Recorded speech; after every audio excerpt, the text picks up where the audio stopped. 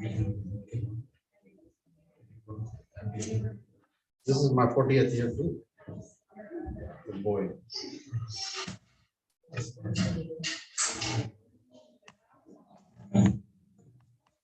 60th.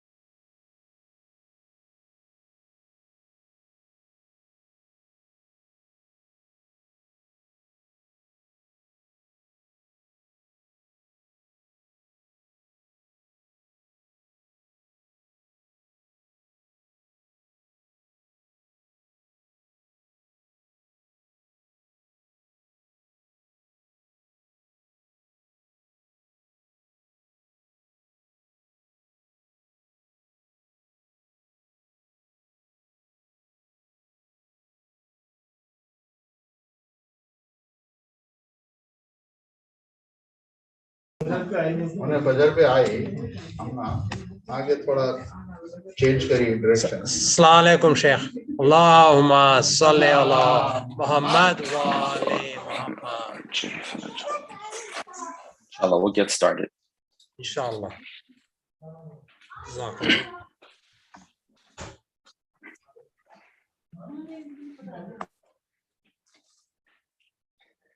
أعوذ بالله من الشيطان الرجيم.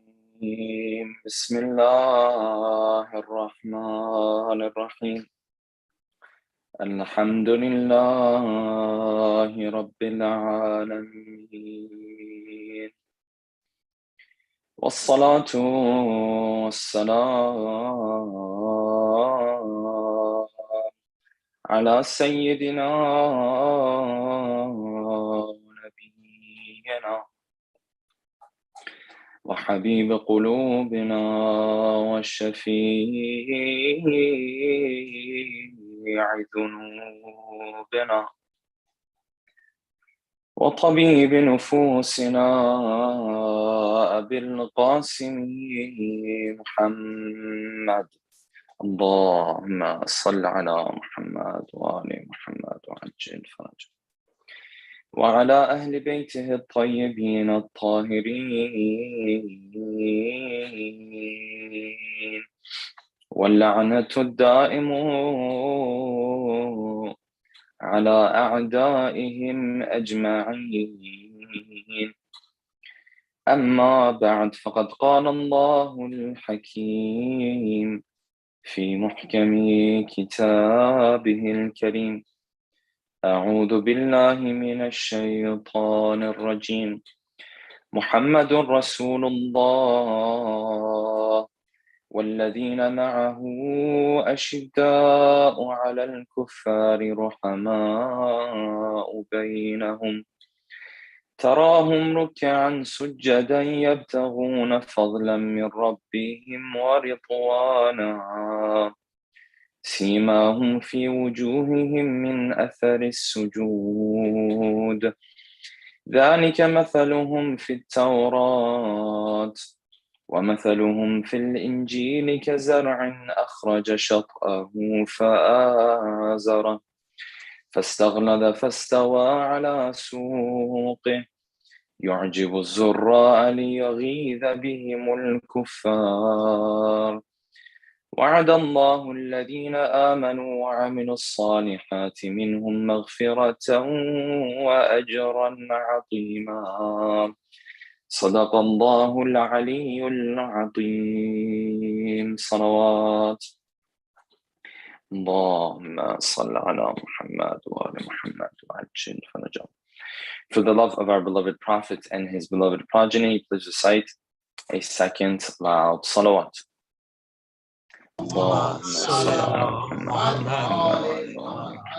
For the hastening and the return of our beloved 12th Imam, a third final loud salawat.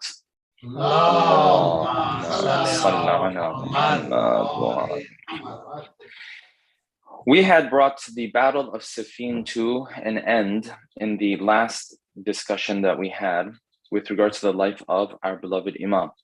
And we discussed how Ali ibn Abi Talib was on his way towards the Battle of Siffin, how every stop and every station that he stopped at, there was a certain group of people that he came across in something that is to be learned from his seerah. There were times where he stopped in Karbala and he spoke about the events that was going to take place there. There were times where he came to the palace that belonged to the Persian king Khosrow in the city of Madain, which is in today's Iraq.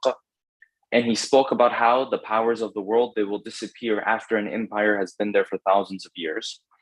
And of course, he came to the people of Al-Anbar who fell to their knees and brought everything they had to him because they assumed that he was like a king, like the many other kings that had ruled over them before. And so every step of the way, Ali ibn Abi Talib is teaching us something new until he got to the battlefield of Siffin.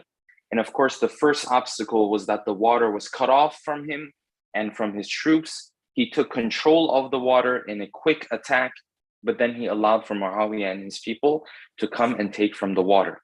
The Battle of Siffin, as we mentioned, was a very lengthy one. It was not a short one. It was not like the battles that we hear from the life of the Prophet even at times. The Battle of Badr, the Battle of Uhud, these were battles that took a day or two. But the Battle of Siffin was a difficult one because it took so long. And the two armies that were in the presence of one another and were standing in formation in front of one another, this continued for months until finally in the month of Safar, the actual night of the battle took place.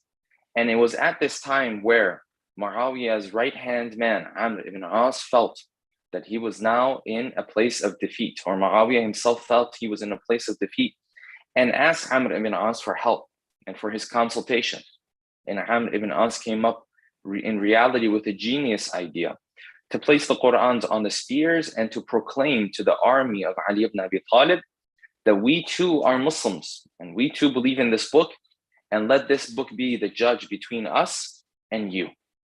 And because of this, the narrations say that as much as Ali ibn Abi Talib and his army had pushed closer to the tent of Muawiyah, they were forced to now return. And Ali ibn Abi Talib had to send message to Malik Ashtar and told him that you now have to come back. And Malik Ashtar responded and he said, now is not the time to return. I am so close to putting an end to this. And Ali ibn Abi Talib told Malik that if you don't come back, well then I will not be able to be there for you. I will not live if you don't come back, because our own companions and our own people, they are now going to threaten me. They are going to kill me. And because of this, Malik Ashtar came back. And of course, the two sides sent their representatives And this process was known as the process of Hakamiyya, where there was one representative from the side of Muawiyah, and there was one representative from the side of Ali ibn Abi Talib. And we know that these negotiations did not really lead to any particular result. And the reason why I am reviewing the incidents of the Battle of Siffin is because the next battle and the final battle of Ali ibn Abi Talib, that is known as the Battle of Nahrwan, it took place in the area of Nahrwan. And it was done with the people known as the Khawarij. This battle and the context to this battle comes from in the midst of the Battle of Siffin. It is in the continuation of the Battle of Siffin that Ali ibn Abi Talib is now going to deal with a new group that is going to oppose his message. And hence, the Battle of Siffin, or forgive me, the Battle of Nahrwan is in reality just a continuation of what is happening in Siffin. And so tonight, we'll delve into the Battle of Nahrwan, the final battle of Ali ibn Abi Talib, and we will do so by posing the following questions. Number one, after the Battle of Siffin, how did Imam Ali treat the captives that he had taken from the Battle of Siffin? Number two, which companion's grave was it that Imam Ali visited on his way back from the city of Kufa? Which companion of the Prophet was it? And fundamentally, in the Shia school of thought, what do we believe and think about the companions of the Prophet and the Sahaba of the Prophet?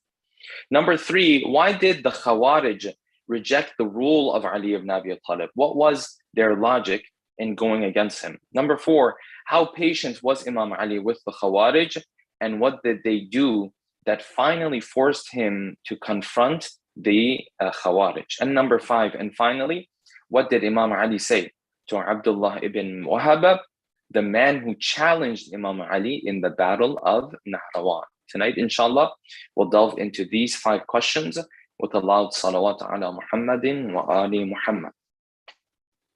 Allahumma salli ala Muhammad wa ali Muhammad wa ajil faraj.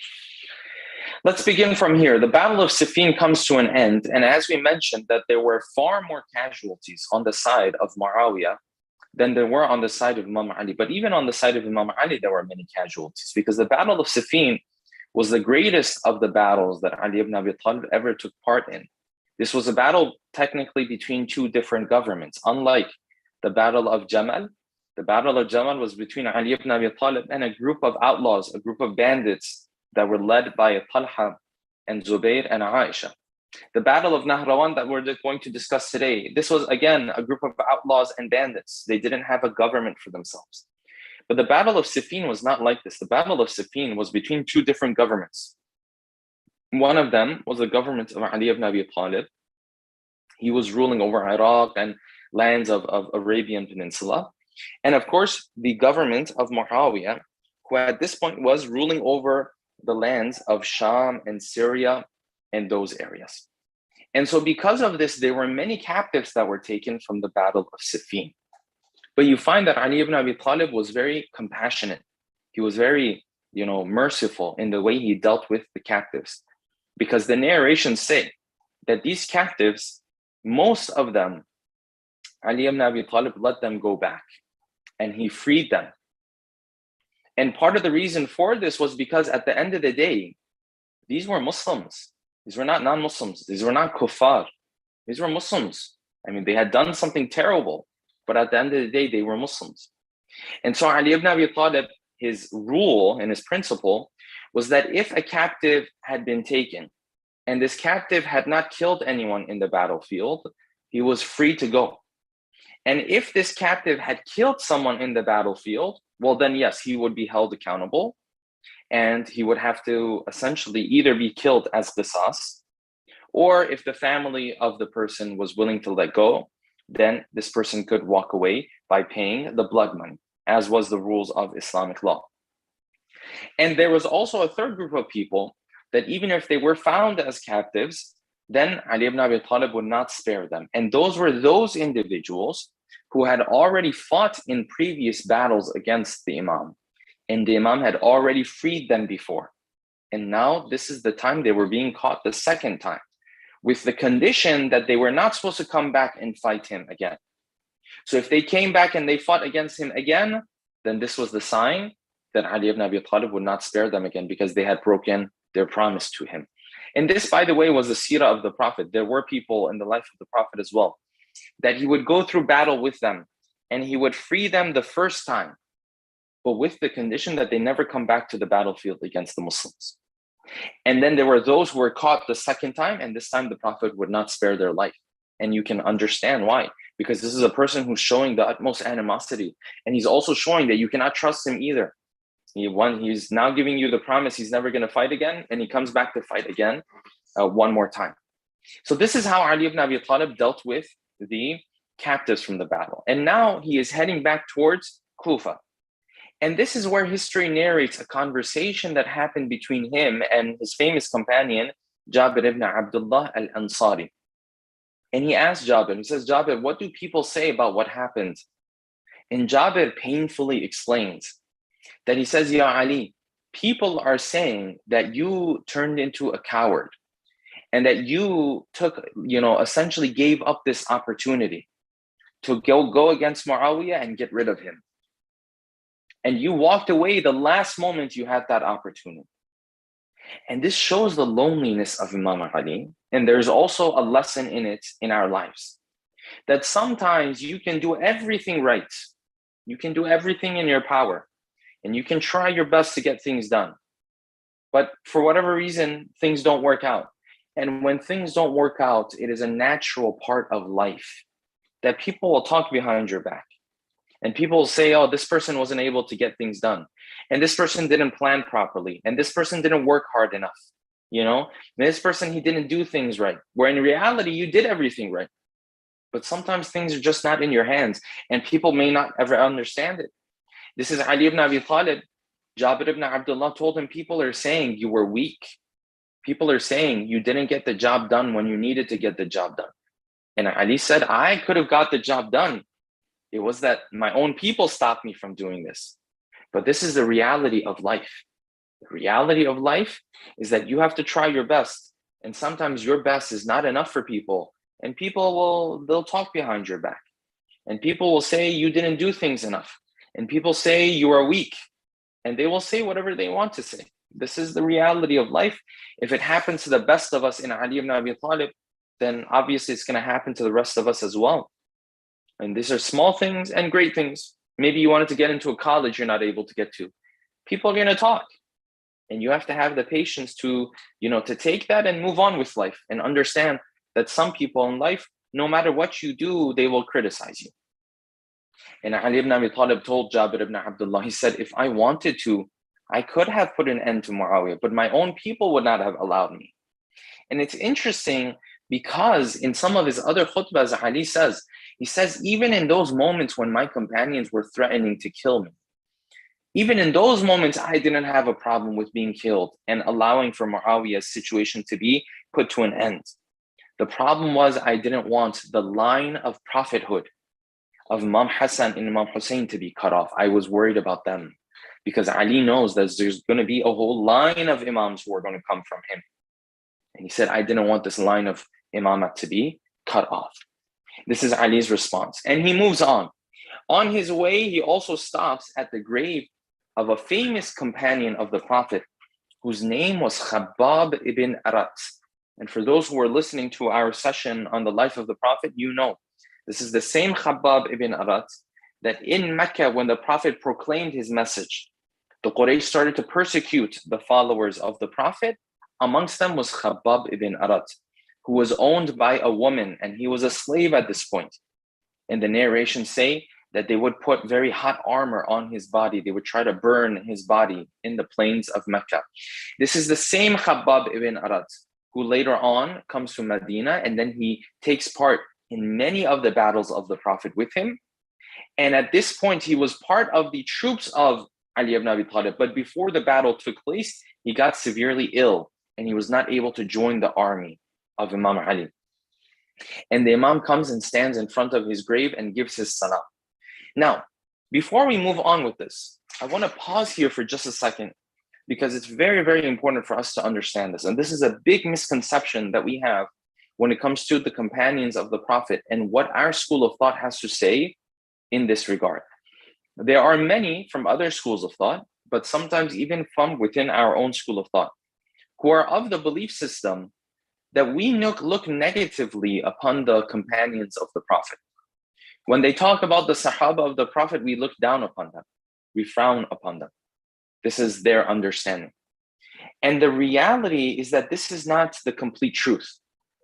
The reality is, from our perspective, there are companions of the Prophet who have extremely high statuses. There are companions of the Prophet who will be held accountable for what they did, especially after the Prophet was gone. This is our perspective.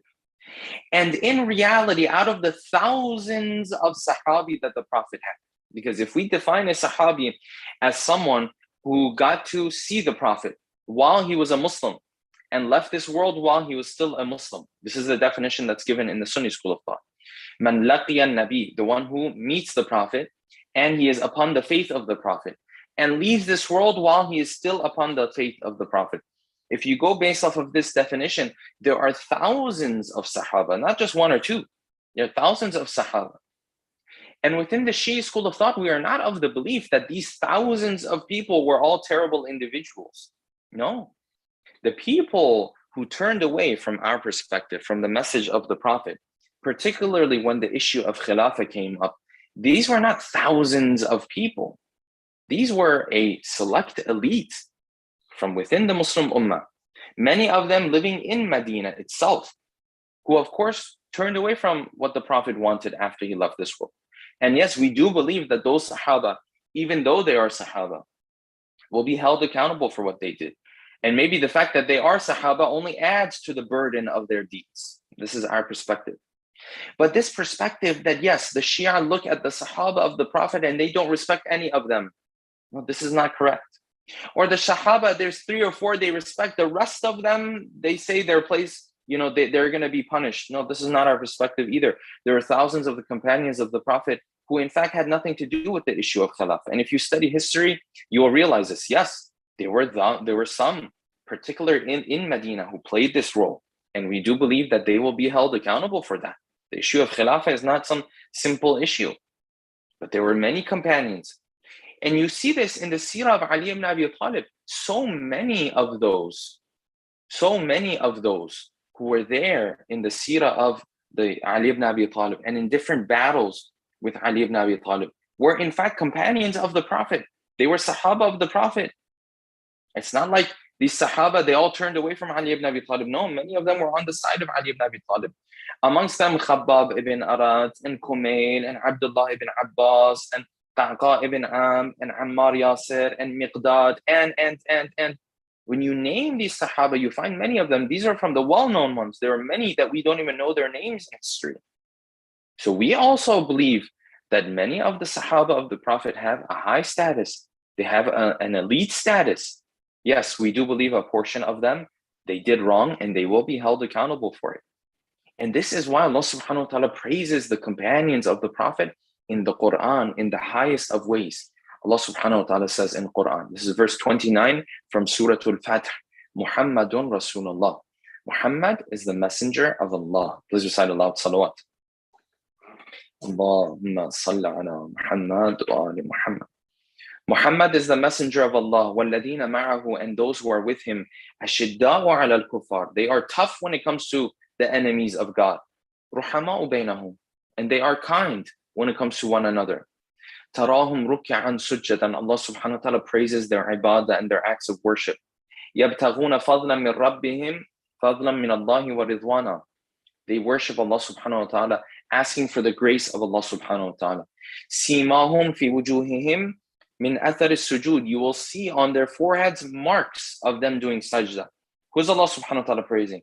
Allah subhanahu wa ta'ala is praising the companions of the Prophet, those who were there with the Prophet when he had no one else. Some of them, of course, they turned away from his path. That's a separate discussion. But many of them, they stayed on this path. مثلهم في التوراة ذلك مثلهم في التوراة ومثلهم في الإنجيل. And the analogy that we have given of them in the Injil is that they are like a crop that grows and it quickly becomes very strong and it quickly stands on its own feet, faster than people even realize. يُعْجِبُ الزُّرَّاعَ. When people look at this plant, they're surprised. It's how quickly did it stand on its own feet? And Allah subhanahu wa ta'ala says, وَعَدَ اللَّهُ الَّذِينَ آمَنُوا وَعَمِلُوا الصَّالِحَاتِ مِنْهُمْ. Out of these companions of the Prophet, those of them who believe and those of them who do good, minhum, from them, not all of them, from them, those of them who do these things, لَهُمْ مَغْفِرَةٌ وَأَجْرًا عَظِيمًا. Allah subhanahu wa ta'ala has promised to them مَغْفِرَةً وَأَجْرًا عَظِيمًا. This is our stance when it comes to the Sahaba of the Prophet. So this is quite a little bit of a misunderstanding that yes, 2 or 3 of the Sahaba we respect, the rest of them we don't look at in a high, in a good way. No, it's the flip, it's the opposite of this. There is a portion that we don't look at as having a high status, and there are many who we do believe had a high status. How many of the Sahaba of the Prophet were there who lost their lives before it even came to the issue of Khilafah? They lost their lives while in the battles of the Prophet. These are individuals who have very high status from our perspective.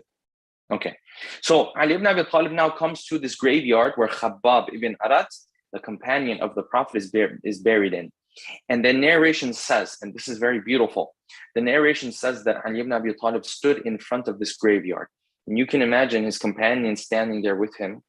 And he said, Ya ahl al-diyar al-muhisha, wal-mahal al-muqfira, wal-qubur al-mudlima. All the people of the isolated areas. Yes? All the people of the graves. And he continued to call them, Ya ahl al-turba, all the people of the dirt, meaning the people of the ground. Ya ahl al-wahda, all the people of loneliness, because when you're there now, you're by yourself. And he said, Antum lana faratun sabiqa, you guys went ahead of us, wa nahnu lakum taba'un lahiq, and we are going to follow you. He was telling his companions, you look at these people who are dead, you think they're gone. No, they just went ahead of you. You're going to join them. That's where you're going to end up too. And then the Imam said, Amma dur faqad sukinat. Your houses, other people are living in them, meaning life has moved on. Say, let me give you news of what happened after you left this world, right? Amma dur faqad sukinat. Your houses, other people have moved into them.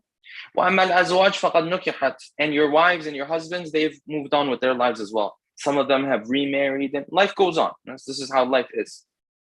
وَأَمَّا الْأَمْوَالِ فَقَدْ قُسِمَتْ.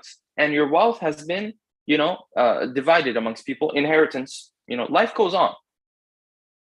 And then he said, هَذَا خَبَرُ مَا عِنْدَنَا. This is what's happening in this side of the world. فَمَا خَبَرُ مَا عِنْدَكُمْ. What's happening on your side of the world?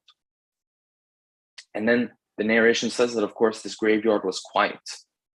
And Imam turned towards his companions and he said, أَمَا لَوْ أُذِنَ لَهُمْ فِي الْكَلَامِ.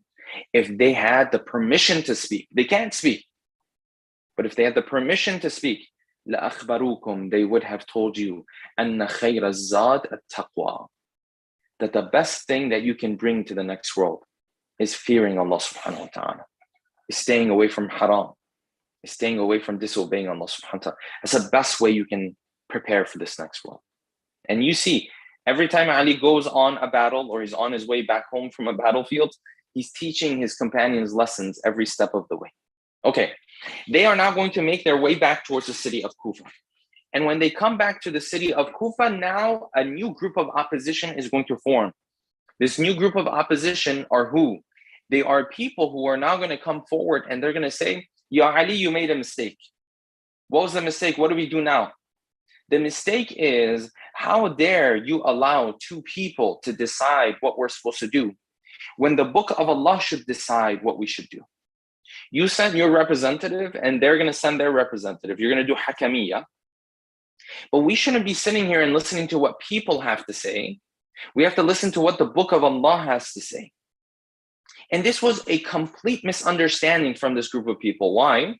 Because when Ali ibn Abi Talib agreed to send his representative, he agreed to send his representative on the condition that they agree on something that doesn't go against the book of Allah. So in reality, they were saying the book of Allah is going to be the judge between us. But these people, in their simplistic mindset, they said, no, how dare you? How come we are giving judgment as to what we should do? Only Allah should give judgment. And they had this famous slogan that they used to give.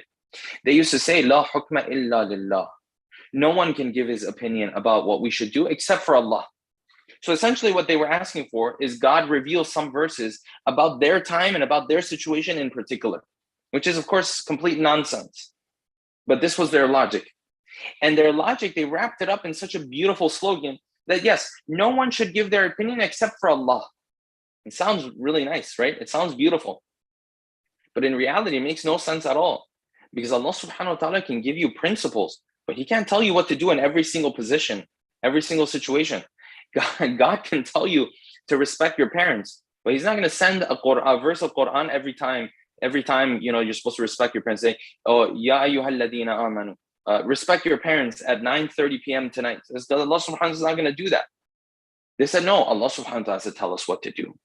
La hukma illa lillah. Only Allah should tell us what to do.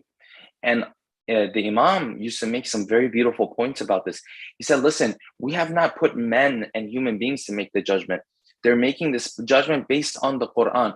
وَإِنَّمَا حَكَّمْنَا الْقُرْآنِ. We put the Quran as our judge. But the Quran is not just going to speak to you. You have to take principles from it and apply it. And so he used to say, هَذَا الْقُرْآنِ إِنَّمَا هُوَ خَطٌ مَسْتُورٌ بَيْنَ الدَّفَّتَيْنِ. This Quran is a book. It's not going to just start speaking to you. لا ينطلق بلسان. It doesn't have a tongue. It's going to tell you principles. You have to take those principles and apply them now. You have to understand what the Quran is saying and apply them now. But they couldn't understand this.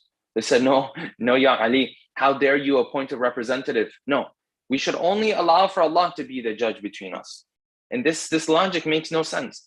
And by the way, this is the same logic sometimes people present when they come across this idea of marja'iyah. Now, of course, a marja and marja'iyah, it's a long discussion. And yes, you and I might have criticism, say, well, why did this marja do this? Why did this marja give this fatwa? These are details. That's not what I'm referring to. A marja is not a prophet. He's not an imam. He's not infallible. He makes mistakes. That's a separate thing. But as a concept, sometimes people have an issue with it. And they say, no, I don't want to hear what this person has to say and that person has to say. I want to hear what the book of Allah says. Okay, well, with the book of Allah, someone has to read it and tell you what it says. Or maybe you have to read it and tell us what it says. You can't sit there and say, no, I just want Allah subhanahu wa ta'ala to speak to me. Nobody else to speak to me. Well, you'll be sitting there for a long time. Allah subhanahu wa ta'ala is not going to send down revelation just for you. He already sent down this Quran. Someone has to go study this Quran and Hadith and tell you what this Hadith and Quran is saying. So the premise that they had was a good premise. The conclusion they were drawing from it was a wrong conclusion. The premise that only Allah should be the judge makes sense. The conclusion was what? We shouldn't do anything because we have to wait for God to send revelation for us. This was the conclusion. This was a wrong conclusion, essentially. This was the first objection that they had. And Ali ibn Abi Talib told them, no, this is wrong. This is not allowed. The second objection that they had, they said, Ya Ali, you know what? We can't even, what you did was wrong. You sent this representative. Now that you have this peace treaty, you have to take back your word. And you have to change your opinion now. And Ali ibn Abi Talib said, no. If we sent a representative and whatever happened to this representative happened, we can't go back on our word because we've given our promise. This is no longer, you can't change your promise after you've given your promise. And this is where this group of Khawarij came together, right? And the Khawarij were also called the Mariqeen. Maraqa means something that moves quickly, something that moves very fast, right? And they were called this because they were known as those who leave the religion very quickly because their emotions get the best of them. Their ignorance gets the best of them. They're very extreme in their approach. And this is why Ali ibn Abi Talib said that there was three groups who went against me: Nakithin, Qasitin, and Mariqeen. And this is this third group. Okay, so what happened now to this Khawarij? This Khawarij, slowly they got together and they started to make a little bit of their own sub-community.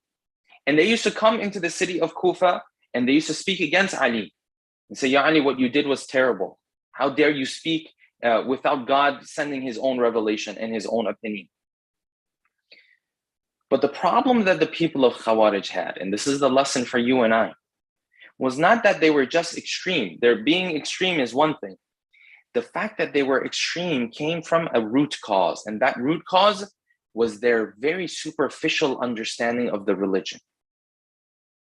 When you learn so little about Islam, your understanding when it comes to Islam becomes a very extreme understanding. This is the one line I want you all to learn, and for myself to learn, okay? Why do you have people who have extreme approaches on both sides? There are people who have very extreme approaches to Islam. Everything is haram. You can't do anything. You make one mistake, your place is in hellfire. This is one extreme. There's another extreme of people who are just 100% liberal. It doesn't matter what you do, have a good time, enjoy life, and at the end of the day, God will take care of it and you'll be in heaven. Both of these extremes are a problem, and both of them stem from a lack of deep understanding of the religion. Both of them lack from a superficial understanding of the religion. When you don't know what the religion is really there to preach, either you become very extreme on the harsh side or you become very extreme on the lenient side.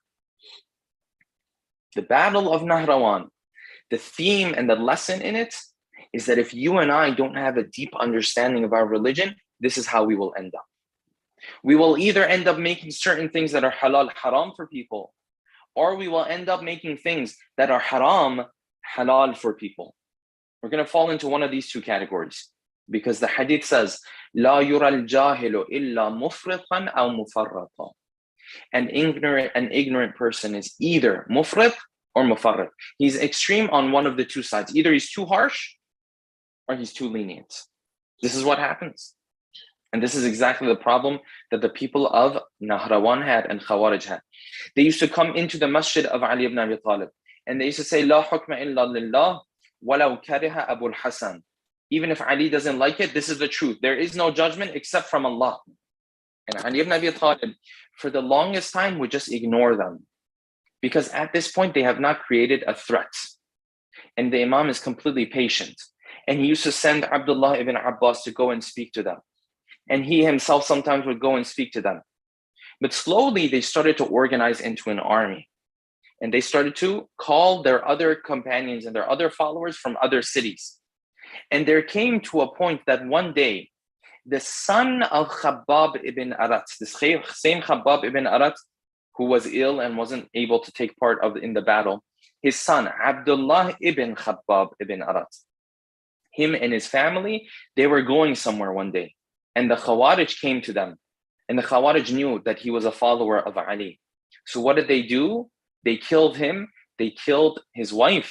And forgive me, they killed even the child within the womb. And this was such a severe crime that now Ali ibn Abi Talib organized his army. And he said an end needs to come to this. So the army of Ali ibn Abi Talib came, and now the people of the Khawarij are also standing there. They are ready to go to battle as well. And Ali ibn Abi Talib initially, he asked them, he said, "All I want from you is to give me the killers of Abdullah. I don't want to kill all of you. Just want to take the killers of Abdullah. They need to be put to justice." And they said, "We will not do that. They were all part of one group." Okay. Then the Imam started to prepare his army. And while preparing his army, he explained more of his logic to the people of Khawarij. And the narration says that in these moments, there were thousands who left from the army of the Khawarij, until there came a point where there was only 3,000 left. Now, you remember in the Battle of Jamal, the Imam was patient, and then when it came to the battlefield, he became ferocious, and then after the battlefield, he became patient again. This is exactly what you're going to see again. The Imam is patient. Now the time of battle comes, and he knows that there's no other way out for these guys. He knows there's no more options left except going to the battlefield against them. And the Imam now becomes ferocious again. He becomes this warrior again. He becomes this man with the Dhul Faqar again. And the narration says he looked to his army and he said, "We're going to go to war, but you should not be the ones who begin the war. You are not allowed to start the war." So what happens? The army of the Khawarij, they begin this battle. And they start to attack. And there are different parts of the army who now attack. And somewhere in the midst of this army, someone on the other side by the name of Abdullah ibn Wahab, he looks at Ali ibn Abi Talib and he challenges Ali ibn Abi Talib. And he says, Ya Ali, enough of these troops. Why don't you come forward? I want to fight against you. And it's very beautiful. The narration says that when he said this to Ali ibn Abi Talib, Ali ibn Abi Talib said, how disrespectful of him. You know, how offensive of him to want to challenge me to battle. Doesn't he know who I am? Doesn't he know what fate lies ahead of him when he's challenging me to battle? You know, it's very interesting. It's like, imagine if there's someone who's extremely powerful, right? And then someone who's extremely weak comes and challenges him. What does he say? He says, look at this man.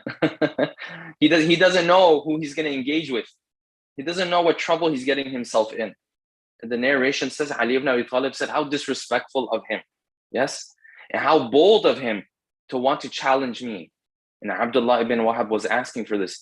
And the narration says that Ali attacked and killed him and a number of others in the battlefield. And this battle between the army of Ali and the army of Khawarij, it ended very quickly. But it was such a severe victory that the narrations say there were only 10 from the army of the Imam who were killed. And by the time they were done, there was only 10 left from the army of the Khawarij. They were completely destroyed. And then the narration says, you see, the Imam again goes back to being patient. The narration says that then Imam Ali looked at these captives who were there, and the Imam said, let them go. It's fine. Why? Because the Imam just wanted to remove the threat of the Khawarij. And where did this threat come from? Where was the main problem for all of this? The main problem was a superficial understanding of Islam, was a lack of knowledge. This lack of knowledge is what leads to someone becoming extreme in their approach. And if you and I don't gain a deeper understanding of the religion of Islam, you and I will have this extreme approach as well. Maybe not on the level of Khawarij or anything like that. No, on the level of, on a personal level. Sometimes husbands and wives, you'll see one of them is very extreme, either on the lenient side or on the harsh side. The husband comes and says, you can't do this, it's haram. You can't do that, that's haram. No, we never do this. We can't do that. Or the husband comes and says, it's okay, no problem. You know, it's okay, that's not a problem. And you can do this and you can do that. And you see this on a personal level. You'll see this on a community level in our communities as well. And it all boils down to a lack of understanding and a lack of knowledge. And then the narration says that the companions of Ali came to him and they said, Alhamdulillah, Ya Ali, you were able to put an end to all of them. And the Khawarij will never show up again. And then Ali ibn Abi Talib said something very beautiful and one that we can all bear witness to ourselves as well. He said, Kalla wa innahum kalla wallah innahum nutafun fi aslab al-rijal. He said, no, they will never end. There is never putting an end to the Khawarij. What is he talking about? He's saying that there will always be a group of people who will walk in their footsteps. Why? Because there will always be a group of people who apparently are Muslims, but their understanding of Islam is so weak and superficial, they will become extreme, just like these people of Khawarij. He said, Kullama, every time one of their generations are killed, there will come another group of them. And this is the reality of the world that we look in, that we find in the world today. There are so many of those who call themselves Muslims, but because of their lack of understanding of Islam, they are extreme in their approach. And this was the final battle of Ali ibn Abi Talib. And you can imagine that in the 4 years that Ali ibn Abi Talib was Khalifa, there were 3 major battles that he had to deal with. And this is the loneliness of Ali. And this is the ghurba of Ali. And this is the one who was supposed to take the Muslim ummah to the greatest heights. But because of those who stood against him, Ali's hands were tied throughout these 4 years. And this is a character that we can only sit and marvel at. The one who knows when to be patient and the one who knows when to go to the battlefield. The one who can lift the gate of Khaybar and this doesn't break his back, and the one who hears the cry of the orphans and it breaks his back. This is Ali ibn Abi Talib, that people will marvel at and look back upon in history and ask, who was this man behind the Dhul Faqar? And you and I have a very long way to go to understand who is this man behind the Dhul Faqar. And this is why Muhammad ibn Idris al-Shafi'i, the founder of the Shafi'i school of thought, has a beautiful line of poetry that is narrated in his book of poetry. He says about the love that he has for Ali, about the love he has for Ahl Bayt. He says, they come to me and they say, Muhammad ibn Idris, you have left the faith. قالوا ترفضت قلت كلا. I tell them, no, I have not left the faith. What's the problem? Because you love Ali too much. That's the problem. It's like you've left the religion. قالوا ترفضت قلت كلا. I tell them, I have not left the faith. ما الرفض ديني ولا اعتقادي. I would never turn away from the faith. And the narration says, إن كان حب الولي رفضا فإنني أرفض العباد. But let me tell them, and let me tell the world, that if the love of Ali is turning away from the faith and the religion, then I am the one who's turned away the most from the religion, because I have the utmost love for Ali. And with that, inshallah, we'll bring tonight's talk to an end. Let's take a moment to recite Surah Al-Fatiha for all of our marhumin and marhumat, especially the marhumin and marhumat of the sponsors of tonight's program. With a loud salawat ala Muhammadin wa ali Muhammad. Allahumma salli ala Muhammad wa ali Muhammad.